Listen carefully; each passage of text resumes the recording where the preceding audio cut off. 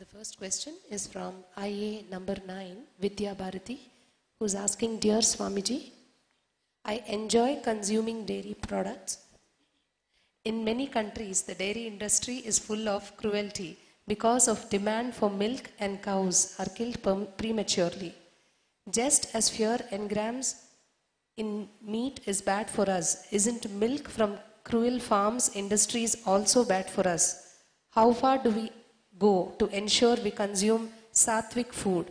Please help me understand, Swamiji, as I feel guilty to consume dairy and don't want to support this industry. Thank you. This is question from Vidya Bharati, number 9, IA participant. Dear Swamiji, I enjoy consuming dairy products. In many countries, the dairy industry is full of cruelty because of demand for milk, and cows are killed prematurely. Just as fewer engrams in meat is bad for us, is not milk from cruel farms and industries also bad for us? How far do we go to ensure we consume sattvic food? Please help me understand, Swamiji, as I feel guilty to consume dairy products and I don't want to support this industry. Thank you, Swamiji. First thing, Vidya Bharati, if you are from India, you don't need to worry at all, because still cows are respected, worshipped. Only very small percent cows are killed, butchered for meat. Still I know in South Indian villages, why South Indian villages, even North Indian villages, I have seen till the cow dies naturally, they will not send the cow to the meat house or killing for meat. It will be taken care, and somehow in Indian agriculture, we use even the cow dung and the cow urine. Just for that reason, they don't kill cows. So if you are from India, you don't need to worry at all about this. Still, in India, the cruelty is not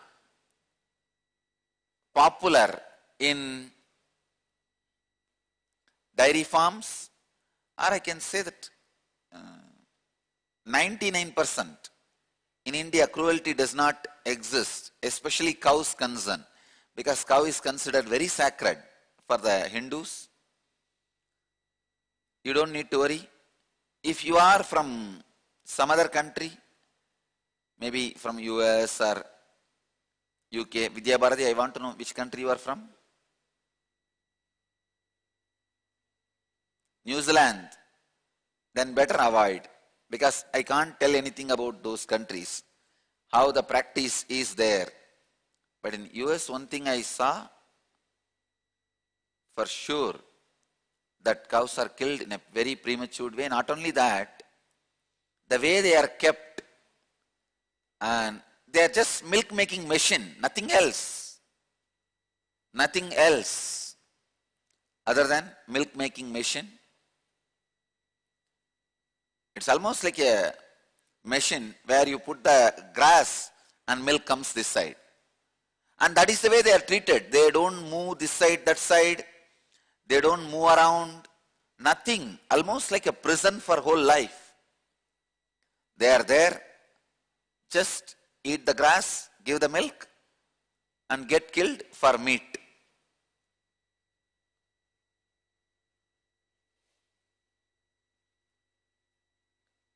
But in India, even if cows are sent to slaughterhouse, people oppose, people resist. I have seen many slaughterhouses get closed just because nobody wants to work there. So, if you are from India, you don't need to worry about this point. But if you are outside, I don't know about what customs and practices are there in your country. Based on that, you can decide. But one thing I wanted to make it sure, please don't take even even milk, if it is from cruel farms and cruelty-based industries, it will have the fear engram. It will directly affect your inner space and spiritual growth. You are asking how far do we go to ensure we consume sattvic food? Go to the extreme 100%. Go to the extreme 100%.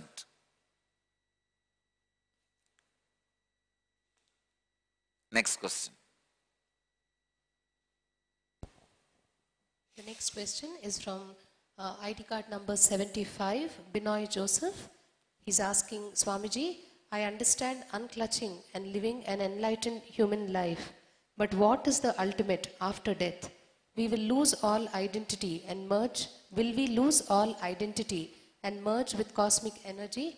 I don't understand this state. It looks worthless and meaningless now. Please help. Then what is rebirth? Will we carry forward our old identity? Binoy Joseph, ID card number 75. This question from Vinay Joseph. Swamiji, I understand unclutching and living an enlightened human life. But what is the ultimate after death? Will we lose all identity and merge with cosmic energy? I don't understand this state. It looks worthless and meaningless now. Please help. Then what is rebirth? Will we carry forward our old identity? Binay, first few things you need to understand. The word you are asking, will we lose all identity and merge with cosmic energy? You have a wrong idea about it. Actually, I'll put it in this way, you will be able to understand. Now you have one body. You are living and enjoying through one body. Suddenly if you have 10 bodies and you can be in 10 places at a time, drink what do you want to drink, eat what do you want to eat, sleep with whoever want, okay, you want to with, and at a time, in 10 places you can be enjoying. How it will feel? You can plan and execute whatever you want through 10 bodies. How it will feel? Enlightenment is exactly the same thing. Having billions of bodies and living through all those bodies. Enjoying through all those bodies. Beautifully Upanishad describes Purusha Suktam. A Vedic chant describes Sahasra Sirsha Purushaha Sahasraksha Sahasrabat Sabhumim Visvato Vrutva Atyadishtad Dasangulam. Means with thousands of heads, thousands of hands, thousands of feet and thousands of bodies, I enjoy the existence. Understand? You are saying it looks worthless and meaningless now because you don't understand it completely. You don't grasp it completely. You are asking, what is rebirth? See, let me define this whole problem once for all. If you live, the consciousness which perceives you more than this body, after you leave this body, you will live more number of bodies than one body. If you perceive yourself smaller than this body, means feeling suffocated, depressed, shrinking, that too small. If you feel after leaving this body, you will go to the lower level bodies and carry not only the same old identity, the identity which makes you more and more suffocating and suffering. Please understand, once you have the shrinking identity, don't think you can be stable. It will take you to the worst and worst and worst suffering and problems. If your identity is becoming worst and worst, deeper and deeper, it creates tremendous suffering in you.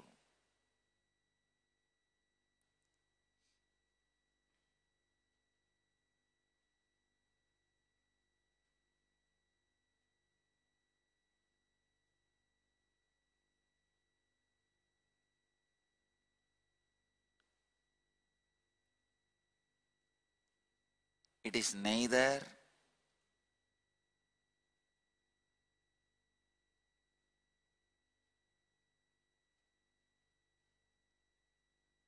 your actions nor your identity decides about rebirth.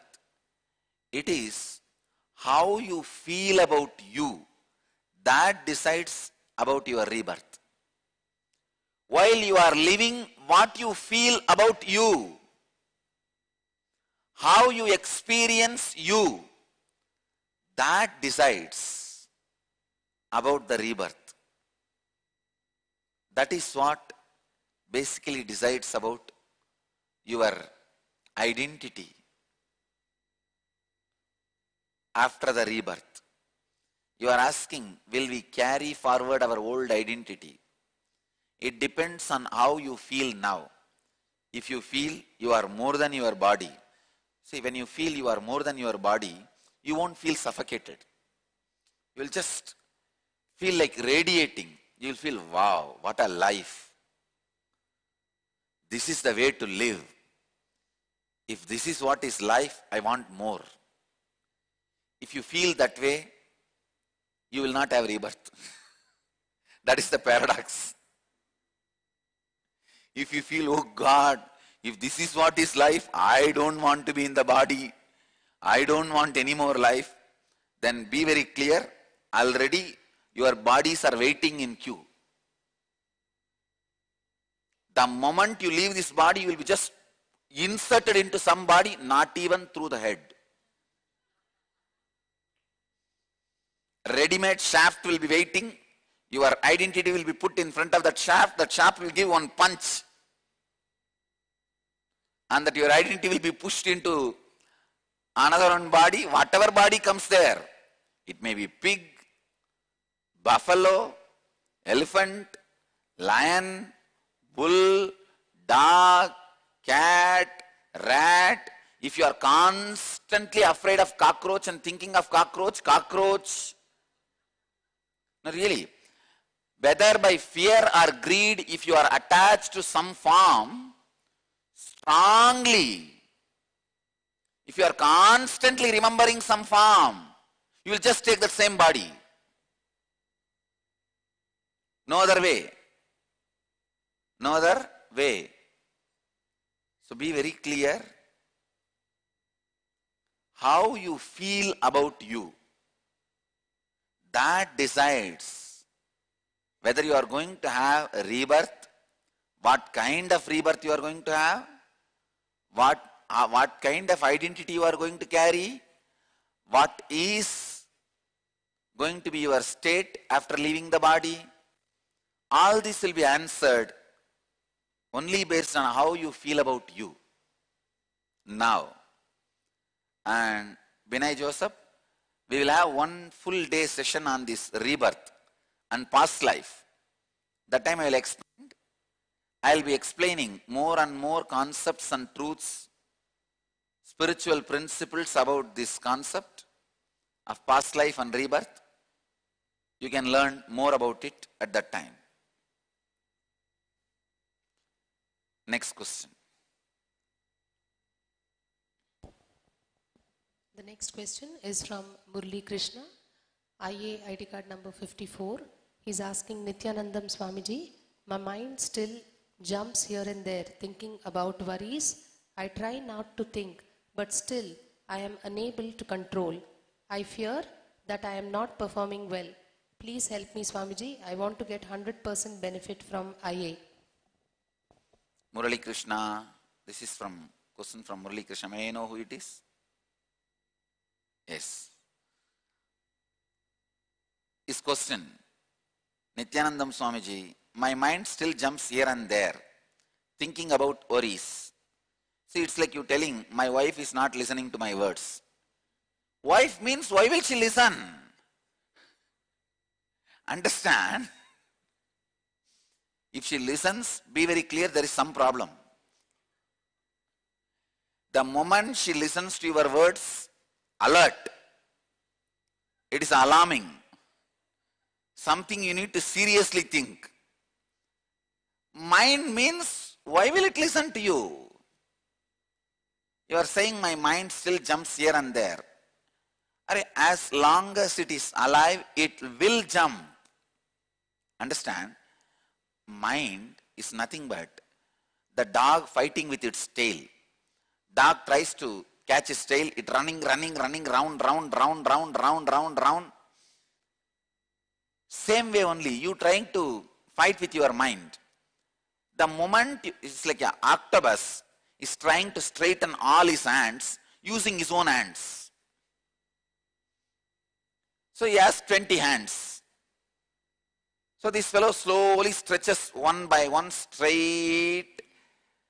By the effort of trying to stretch its hand itself, his other hands are folded. Don't you see?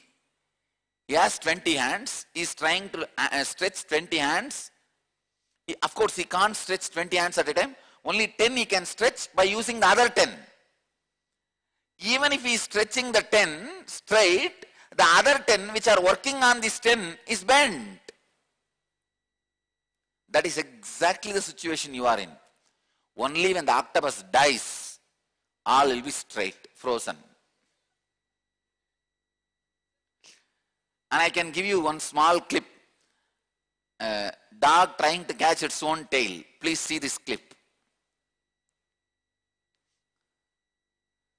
Start now.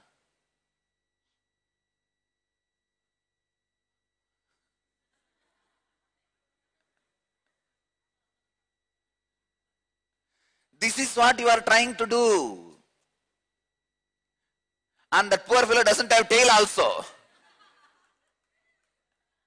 His tail is imaginary tail. That is the way many of your problems are imaginary problems. See?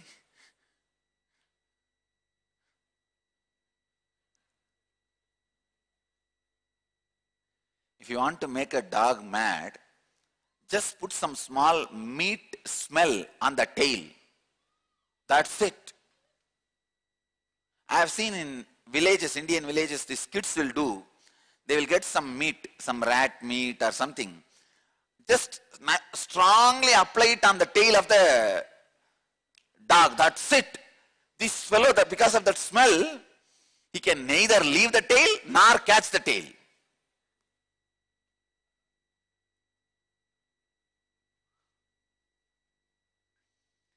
The meat smell on the tail is what is your pleasure. All pleasures behind which you are running is nothing but the meat smell on the dog's tail. I tell you, everything. When I say everything, I mean capital letter everything.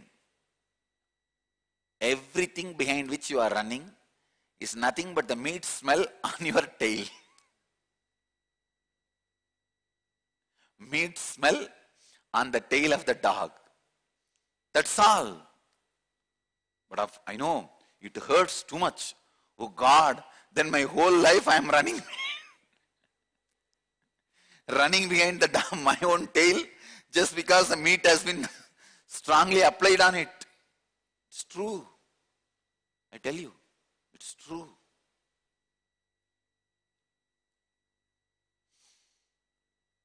So mind jumping here and there, thinking about worries, is nature. I try not to think, but still I am unable to control. I am telling you, how much ever you try, you will only have more and more problems, more and more trouble. You are saying, I fear that I am not performing well. Don't worry at all. See, whatever you can do, there are some things you can do. When I say, inhale through left nostril, that you can do. Exhale through right nostril, those things you can do. Whatever you can do, do it. That's enough. Remaining things, my responsibility. Understand? Only when you don't do whatever you can do, then I can't do anything. There are many things, you be honest and authentic to your capacity. That's enough for me. Nothing more is required. You just be authentic to your capacity. Else I'll take care. Understand? Guru is a person who designs and develops a technology which can take you from where you are to where you should be. I cannot miss where you are and go on talking about where you should be. Same way, I cannot just be stuck where you are without talking about where you should be. I should be a bridge between where you are and where you should be. Understand? I am a perfect bridge. Don't worry.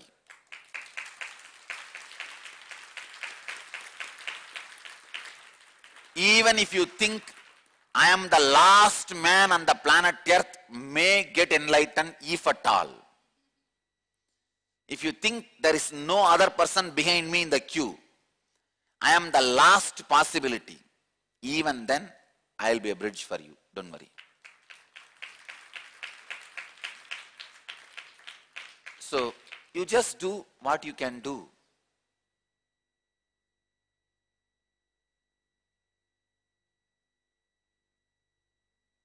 There are many things I have designed which you can directly do. I am asking you, hold both the nostrils, just remember this thought. Those things, many things you will be able to do. Do all that. From there, I will take your mind to the subtle and subtle and subtle zones and lead you to where you should be. So don't worry. I have perfect technology, perfect method, perfect system. So just do whatever you can authentically. That's the main thing. Authentically. You just be authentic towards yourself. That's enough. Nothing else is required. Everything else is my responsibility. Everything else is my job. So, you are saying, please help me, Swamiji. I want to get 100% benefit from IA. Understand, IA is not dangling carrot. Banana pushed inside your throat. IA is not a dangling carrot. Banana pushed inside your throat. So don't worry at all. I'll take care. If it is a dangling carrot only, you need to put any effort. No. I ensure you open your mouth. I ensure the banana goes inside. Even if I suspect you may vomit or spit, I use the crowbar to push it inside and make you digest. So don't worry. IA is not dangling carrot. It is banana pushed inside your throat. You don't need to worry at all. That is why all the scientific researches we have done on inner awakening, all the results are always for 100% participants. Please understand, on inner awakening you have done two types of researches. One, the individual person filling the questionnaire, like how you feel now, your depression, how you feel your low mood, how you feel your decision making capacity. Wherever they need to fill the form, only in those researches, those averages, we get some variation. Some people sign yes, some people say okay, some people say no, all this. But wherever the scientific facts are concerned, like a mitochondria cell energy or the DNA layers or the weight reduction, where the machines are measuring facts, it is all the benefits I am saying is always for 100% participants, never 99.9%. Understand? There is not a single participant who went out without awakening of the mitochondrial cell energy and DNA layer. When I say 1000%, that is the lowest even for the last participant. Average goes to 1300%. That's one thing. Lowest itself is 1000%. So understand, IA is not dangling carrot. It is banana pushed inside your throat.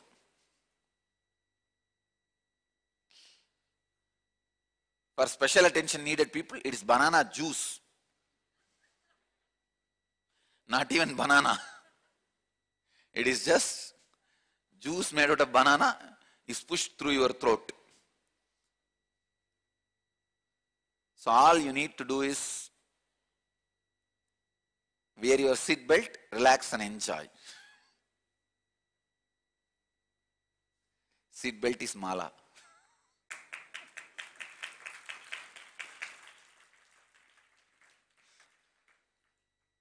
Next question. The next question is from Daniel, IA card number 26, who's asking, Dear Swamiji, I need your help. When I have to take a decision, sometimes a lot of options appear at the same time, so I get paralyzed. What do I do to get clarity?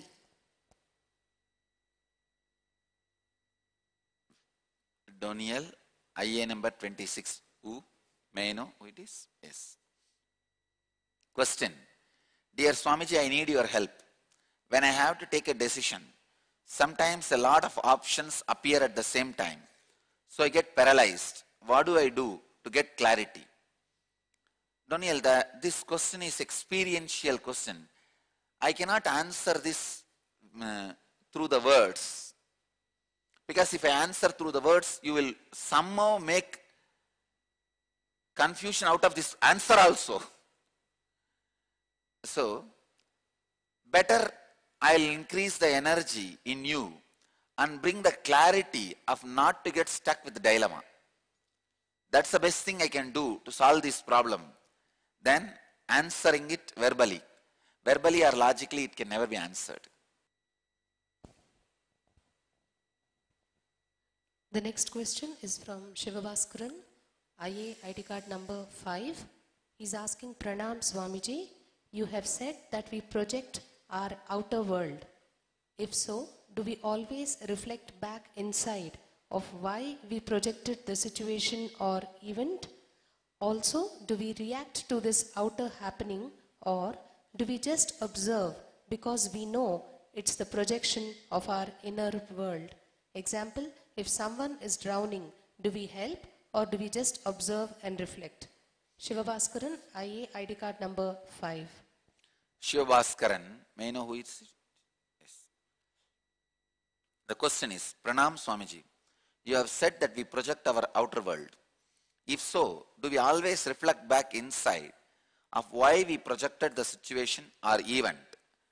Also, do we react to this outer happening or do we just observe because we know it is the projection of our inner world? Please understand, if you observe the source, why we projected the situation or event, you will simply know why you projected. You will act to clear the projection. You will quickly act without fear or greed.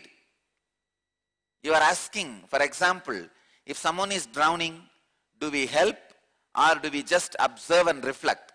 If the moment you see someone is drowning, you will look in why you projected this scene. You will see to sharpen your compassion and the capacity to sacrifice. You projected this scene, jump into the water and save the person. The moment you observe and reflect, you will be just pushed with the tremendous energy to sacrifice and serve. You will jump into the water and save the person. Another one situation I will tell you. If you are seeing somebody is depressed, you will first look in, yes, why I projected this scene. First thing you will feel the compassion and love to help that person, support that person. When you do that, even after that, if he is not ready to come out of it, you will simply know this person decides not to get helped by anybody, so I should not interfere with his freedom to suffer, let me withdraw. Understand both the situation. In both, your compassion expresses, You are active, but the result of your compassion and action is not in your hand, and don't be attached to the result. If you are attached to the result, you will literally enter into the other person's will and try to change. It may not be service, it may be torture. The next question is from Kailash Karigar, IA, ID card number 66. The question is, which of the Bhagavad Gita verses best describe living enlightenment? Which are the 3 best verses from Vedic Hindu scriptures that you feel is a must for IA participants to understand and follow? Kailash Karigar, ID card number 66. Kailash Karigar, 2 questions. Which of the Bhagavad Gita verses best describe living enlightenment? To tell you honestly, I cannot edit or shorten Bhagavad Gita. I can say all 700 verses, even the verses by Arjuna, Sanjaya, Dhritarashtra explains living enlightenment. All the 700 verses in Bhagavad Gita describes living enlightenment in best possible way. Somehow I cannot give up even one statement. I cannot reduce Bhagavad Gita even to 699 verse. No. If I was in Krishna's situation, I don't think I would have been able to reduce that 700 verses into 699 to reduce the volume of the book. No. Not a single statement can be reduced.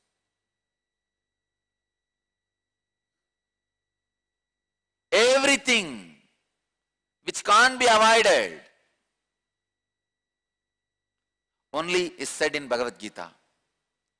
I cannot avoid a single line. Kailash Karigar, don't try to reduce your work. Please read all 700 slokas. Please read, understand, internalize all 700 slokas. I can answer your second question. You are asking which are the 3 best verses from Vedic Hindu scriptures that you feel is a must for IA participants to understand and follow. First line, Shraddha Vivecha from Kathopanishad. When Nachiketa, hero of the Kathopanishad, decides to start his journey to the ultimate, to the Yama's abode, it is symbolic, means he is ready to even die for his quest for the ultimate truth. Quest for the truth. When he started his journey towards the truth, beautifully the Upanishad describes, he was possessed by authenticity. Shraddha Vivecha. So I wanted all of you to remember this first line. Shraddha Vivecha. Being possessed by authenticity. Anything you do, be possessed by authenticity. In your action, in your words, in your thinking. If you give a word, die for it. To keep that word live, give your life for it. Your words are your life. Same way, in your thinking, bring tremendous authenticity in your thinking. Shraddha Vivecha. Possessed by authenticity and honesty. This is the first line I want all of you to remember from the Vedic Hindu scriptures. The first verse to remember is Shraddha Vivecha. Second, Anandam Brahmeti Navyajanat. Bliss is cosmos. Don't waste it by not tasting it. Bliss is cosmos. Don't waste it by not living it. Bliss is your birthright. Don't waste your birth by not claiming your right. Understand? First, Shraddha Vivecha. Being possessed by authenticity and honesty. Throughout this program, be possessed by authenticity and honesty. You will see it becomes your reality, your life. You are out of all the sufferings and you are in highest possible consciousness. Second word, Anandam Brahmeti Navyajanat. This is from Taittiriya Upanishad. Bliss is cosmos. Don't waste your life without enjoying it. Don't waste the bliss without living it. Bliss is your birthright. Don't waste it without living it. Third, it may not be directly from the Vedic Hindu scripture, but from the Vedic Hindu spirit, the essence of Vedic Hindu spirit. This time, because this scripture need to reach out to billions of people, it has happened in the language used by billions of people in English. The word is, the verse is, be unclutched. Understand? One from Kathopanishad, one from Taittiriya Upanishad, one from Nityananda Upanishad.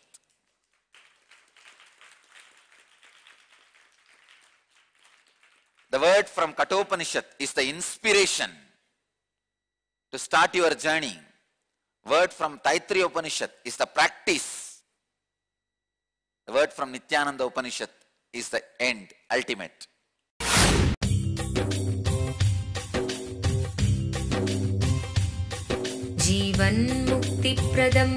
Paramahamsa Nityananda, a rare living incarnation, is named among the world's 100 most spiritually influential personalities today. Paramahamsa Nityananda has been placed alongside Dalai Lama, Nelson Mandela, Oprah Winfrey, Paulo Coelho and others by Mind, Body, Spirit, the world's top esoteric magazine from Watkins, London's oldest and largest bookstore. A yogi by birth, he has been expressing his power of enlightenment since birth.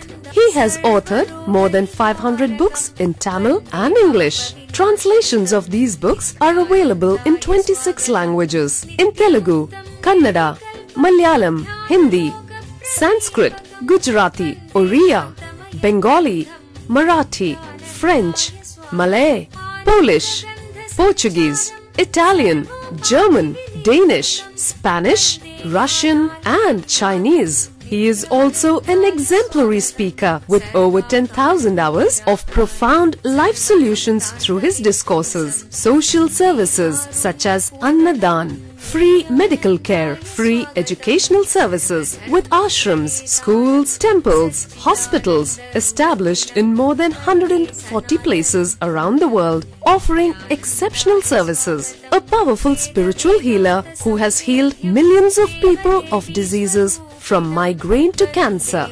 A Kriya Yogi who has formulated Kriyas for physical health and mental well-being, benefiting thousands. A living master who offers practical solutions for our everyday problems. He is the founder and spiritual head of Nityananda Dhyanapitham, a spiritual powerhouse who has revived the sacred Vedic tradition by establishing Vedic temples in places like Los Angeles, San Jose, Seattle, Toronto, Ohio, Oklahoma, Phoenix, St. Louis, Malaysia, Brazil, Paris, Guadeloupe, Dallas, New York, New Jersey, Atlanta, Calgary, Vancouver, Singapore, and places in India like Bengaluru, Hyderabad, Tiruvannamalai. a spiritual guru for 10 million followers, an incarnation who transmits the highest spiritual energy through initiation, a contemporary yogi who has revived the Vedic science of yoga worldwide through thousands of yoga centers, an adept in Ashtamahasiddhis, mystical yogic powers, who has effortlessly awakened the Kundalini of thousands and graced them with spiritual powers, a dynamic young guru who is an inspiration for thousands of youngsters, India's most watched spiritual guru online, a beacon of spiritual light who has triumphed over the forces of religious terrorism and political persecution. Paramahamsa Nityananda is an eternal Kalpataru, blessing the world with the boons of material abundance and spiritual enlightenment. Anandanubhavaswadam sarvaroganivarakam vande papa vinashaktam Nityanandaya swagatam nityamuktam nirvikalpam dhyanaloka pradipakam vande shantamayam bandham Nityanandaya swagatam anandagandha sancharam sarvopadhi vinirmuktam vande jnanalayam natham Nityanandaya swagatam. Let you all achieve, experience, live, express, radiate, share and explode in eternal bliss. Nityananda. Nityananda Dhyanapitham, Nityananda Nagar off Mysore Road, Bidadi, Bangalore 562109. Contact 09742203311. www.nityananda.org. www.youtube.com/Life Bliss Foundation.